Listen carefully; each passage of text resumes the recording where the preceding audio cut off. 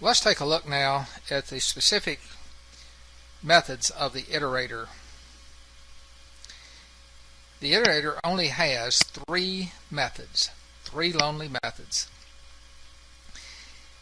As we can see from these two, has next and next, this is the way we step forward through this list. And incidentally, an iterator doesn't have to be used with the list object. It can be used with other things that we'll see in some chapters yet to come.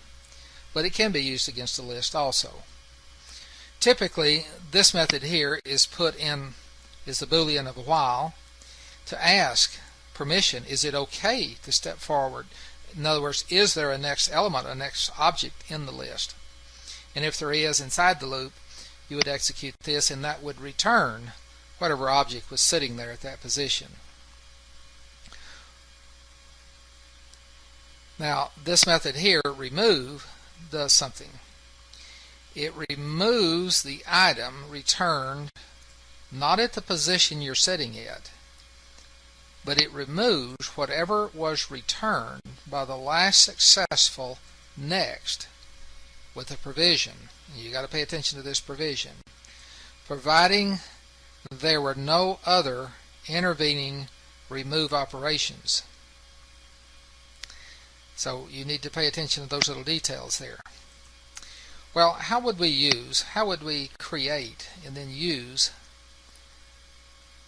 an iterator type object? Well, first of all, let's assume, as we have here, that we have a list object built from an array list, say.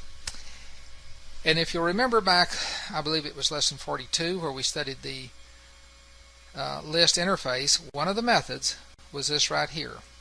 And that method returns an iterator object. And that's how, in fact, that's the only way that you can build an iterator object. And then you would say itr.next or itr.remove. You would use it in that fashion. Let's look at a slightly more robust one, the list iterator. Now, as its name implies, this thing can only be used against a list object. It has the same three methods that we just looked at with the regular iterator. And what were they? Has next, next, and remove. Well, it has the same three, and there is something slightly different about remove. That's in common to both of them, and I'm going to come back and tell you what that difference is in a second. But first, look at this. Here we see evidence that you can step backwards through the loop. You do this for safety to see if it's okay to step backwards, because if you're at the beginning of the list and try to step backwards with the previous, with this, you would generate an error, an exception. And that prevents you from doing that by asking if it's okay first. And so this lets us step backwards, and next lets us step forward.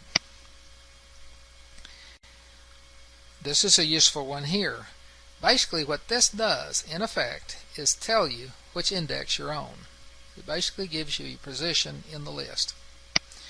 Now the exception on this one, it's the same rules. It's going to remove whatever was returned successfully by one of these. And the reason it's different is we have previous now, where in the iterator, we didn't have a previous. Same restrictions down here at the bottom, the very same restrictions that you need to be careful of.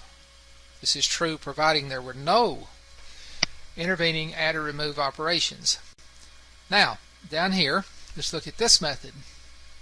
This will let you insert an object, and here's something important. Where does it insert it? Where?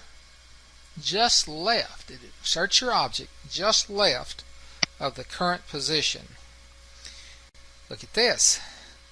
This will let you change an object in the list. Very similar to the rules here.